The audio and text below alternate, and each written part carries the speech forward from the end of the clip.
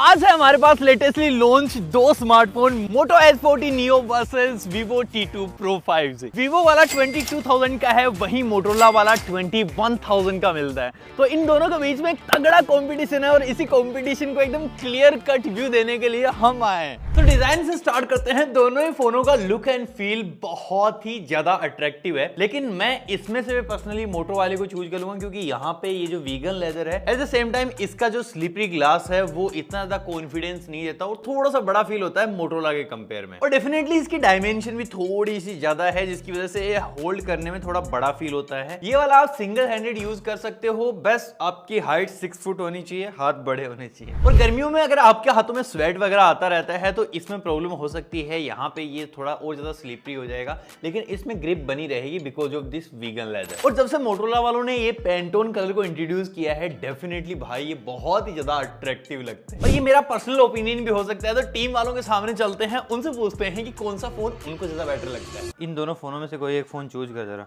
ये मस्त leather design आ रहा है भाई, मेरे को ये वाला अच्छा लगा, ये अच्छा लग रहा है मुझे, ये मोटो वाला। Okay done. तो भाई पर्सनल ओपिनियन सामाजिक ओपिनियन भी बन गया है। 3-1 जीत हासिल हुई हमको। इसी के साथ दोनों ही फोनों में ड्यूअल 5G सिम का सपोर्ट मिलता है। और इसी के साथ एक चीज और बताता हूँ, सॉरी दिखाता हूँ, इसके अंदर IP68 की रेटिंग है, मतलब आप 30 मिनट्स तक 6 मीटर की गहराई में इसको रख सकते हो, इसको कोई फर्क नहीं पड़ने वाला है। और एक 20-21 हजार रुपए के फोन में IP रेटिंग मिल जाए, भाई मैंने ऐसा आज तक देखा ही नहीं है। इसको पटक दूंगा तो अभी सर्विस सेंटर भागना पड़ेगा। डिस्प्ले में दोनों ही अपने साथ कर्व्ड पैनल को लेके आते हैं। Vivo के अंदर 6.67 इंचेस की एक सुपर एमोलेड डिस्प्ले है 120 हर्ट्ज के साथ, वहीं Motorola के अंदर 6.5 इंचेस की थोड़ी सी कॉम्पैक्ट बोल सकते हो QOLED 144 हर्ट्ज वाली डिस्प्ले है। हाँ भाई आजकल फोन में 144 हर्ट्ज आ रहा है, मॉनिटर्स में नहीं। और मोटो की कस्टमाइजेशन भी उसी लेवल पे दिखाई देती है। किसी भी ऐप में चले जाओ आपको ज्यादा स्मूथनेस दिखेगी एज कम्पेयर टू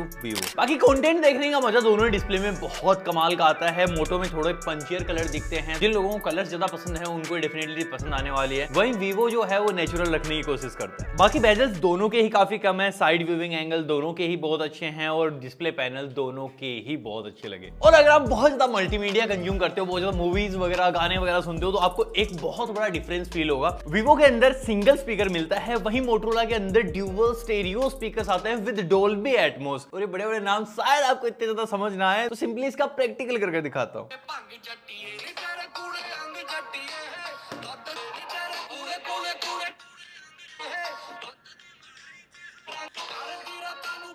अब मोटो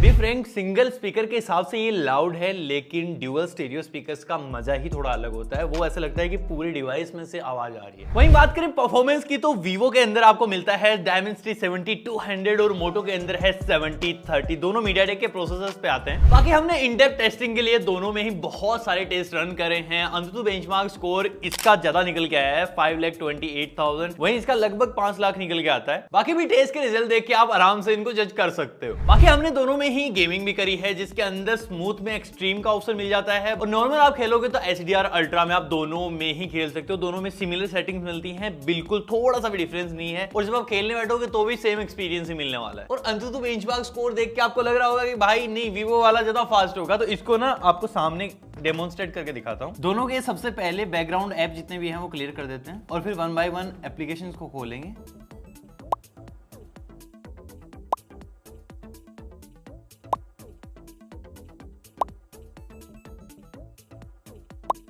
तो मोटो वाला थोड़ा सा फास्ट फील होता है जब बहुत सारे एप्लीकेशंस के बीच में आप स्विच करते हो, तो इसके बाद ऐसा लगता है कहीं ना कहीं ऑप्टिमाइजेशन जो है वो मोटो की ज्यादा अच्छी है एज कम्पेयर टू Vivo के। अब बारी है कैमरा कंपैरिजन की, क्योंकि भाई 60% जनता को तो यही जानना है कि बिना मुंह धोए हमारी फोटो कौन अच्छी ले सकता है, क्योंकि सबको करनी है व्लॉगिंग। तो पहले थोड़ा सा टेक्निकल जाते हैं। 50 मेगापिक्सल का प्राइमरी सेंसर है विद OIS और 13 मेगापिक्सल का अल्ट्रा वाइड है।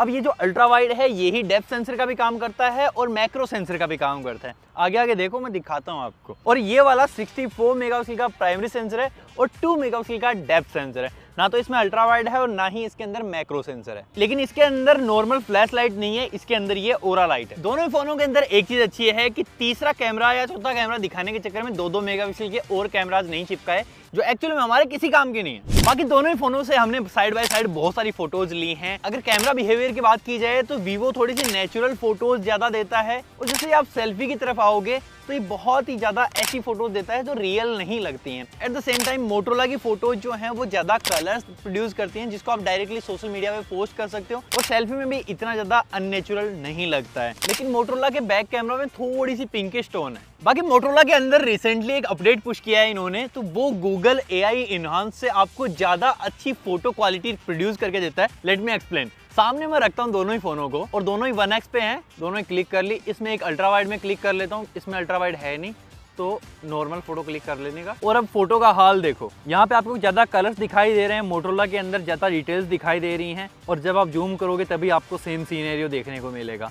वहीं इसका अल्ट्रा वाइड है, उसके अंदर भी फील्ड ऑफ व्यू काफी है, और यहाँ भी फोटो फटी नहीं है, यहाँ भी डिटेल्स काफी अच्छी है। तो ऐसी कुछ वीडियो क्वालिटी मिलती है दोनों ही फोनों से side by side. 4K 30 FPS maximum support है दोनों ही का, और शाम के लगभग 6:30 बजे हुए हैं तो अंधेरा होने वाला है। तो यहाँ पे मुझे सेम चीजें नजर आई। यहाँ भी डिटेल्स जो है वो मोटोरोला ज्यादा अच्छी कैप्चर कर रहा है। हाँ, स्टेबलाइजेशन 4K 30 FPS में मुझे थोड़ी सी कम लगी, लेकिन जो डिटेल्स हैं, जो लाइट कंट्रोल है, वो मोटोरोला का ज्यादा अच्छा है। तो सेल्फी कैमरा का हाल कुछ ऐसा है कि वीवो के अंदर है 16 मेगापिक्सल और इसके अंदर है 32 मेगापिक्सल। इसी की वजह से इसमें मिलता है 4K 30 FPS और वीवो में सिर्फ 1080p 30 FPS। तो क्वालिटी डेफिनेटली अगेन मोटोरोला की ज्यादा अच्छी होगी। और कलर्स का सिनेरियो कुछ ऐसा है कि वीवो के अंदर ज्यादा स्मूथनेस मिलती है, इसके अंदर इतनी स्मूथनेस नहीं है। ये अगेन स्किन टोन को थोड़ा सा पिंकिश कर दे रहा है, जो मुझे पर्सनली इतनी ज्यादा पसंद नहीं आ रही, पर डिटेल्स बहुत अच्छी हैं एज कम्पेयर टू वीवो। बाकी सॉफ्टवेयर में दोनों ही फोन्स एंड्रॉइड 13 पे आते हैं। 2 साल के अपडेट्स मिलने वाले हैं, मतलब एंड्रॉइड 15 तक जाएंगे और 3 साल तक आपको सिक्योरिटी अपडेट्स भी पुश करेंगी ये कंपनी। और पर्सनल एक्सपीरियंस में मुझे मोटोरोला का स्टॉक एंड्रॉइड थोड़ा ज्यादा बेटर लग रहा है, क्योंकि इसके अंदर कोई भी प्री इंस्टॉल्ड ब्लूटूथ नहीं आते हैं इतने ज्यादा। हाँ, कुछ डाले हैं इन्होंने, फेसबुक हो गया, लिंक्डइन हो गया, लेकिन वीवो वालों ने प्री इंस्टॉल्ड एप्लीकेशन बहुत ज्यादा डाल रखी हैं। गेम्स बहुत ज्यादा हैं इसके अंदर, ऐसे ऐसे एप्लीकेशन जिनको आप कहीं यूज भी नहीं करोगे, लेकिन आप इनको अनइंस्टॉल कर सकते हो। बाकी दोनों ही फोनों की कनेक्टिविटीज में भी बहुत ही ज्यादा डिफरेंस है। मोटोरोला के अंदर 14 5G बैंड्स हैं, वाईफाई 6E है,